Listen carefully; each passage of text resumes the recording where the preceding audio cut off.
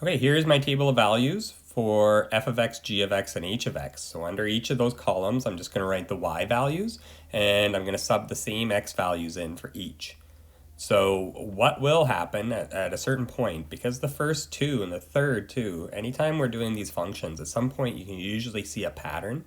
Once you see the pattern, then you can just write the pattern down without having to sub in values. So at first, I am just going to sub the values in until I can see what the pattern is. All right, subbing in -5 into f of x, I get -27. When I sub -4 in, I get -18. When I sub -3 in, I get -11. When I sub -2 in, -2 squared is +4. -4 minus 2 is -6. Subbing in -1, I get -3, and 0, I get -2. 1, I get -3.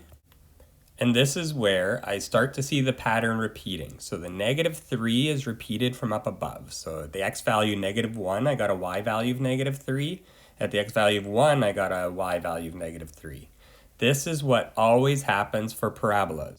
You always get this repeating pattern, where as soon as the first value, you see it up higher in the list, everything's going to repeat. So now it's just easy. So I know this is a parabola because the highest power is 2, and I get this repeating pattern. So now you can see I can just fill the column really quickly and move on to G. So with G, do the exact same thing. Find values until it starts to repeat and then fill it in really quickly. So we'll just fast forward through this one.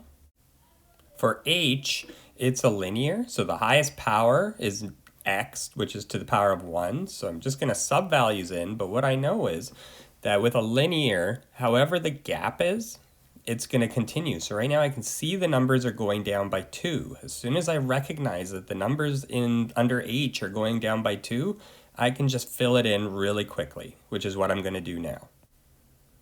And here we go, it's all filled in really quickly, but what I now notice is that if I take my value under F and add it to my value under G, in each case I get H. So in the first one, if I go -27 plus 38, I get 11. So that's just like our function. That's how H is defined. H is F plus G. Try it with some other values as you go down, go across the row. Any F value plus the G value gives you the H value. And now we're going to move on and graph these and see how the graphs compare as well. Okay, here's my coordinate plane, and I got both my x-axis and y-axis basically going from about -10 to 10, a little bit farther on each.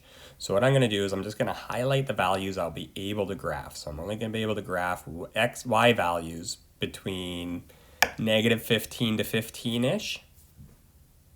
Okay, now I'm going to plot these points, and I'll connect the points to get 3 graphs, one for f of x, one for g of x, one in h of x, and they should be color-coded so that you can tell which is which.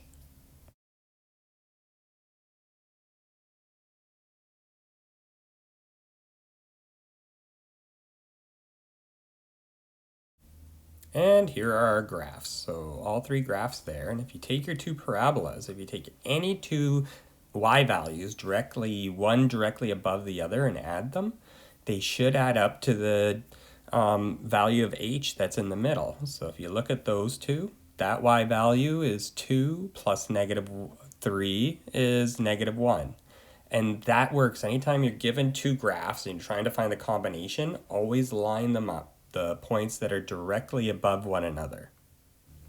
So that is really important, that when you're looking at 2 graphs and you're trying to find a third graph, say you're not given the equations and you're just given the graphs, you need to know that it's always the points that are one above the other that you combine, whether it's f of x plus g of x, or f of x minus g of x, or f of x times g of x. Whatever operation it is to combine, that it's the y values one above the other is the way you do it though, is you line them up vertically.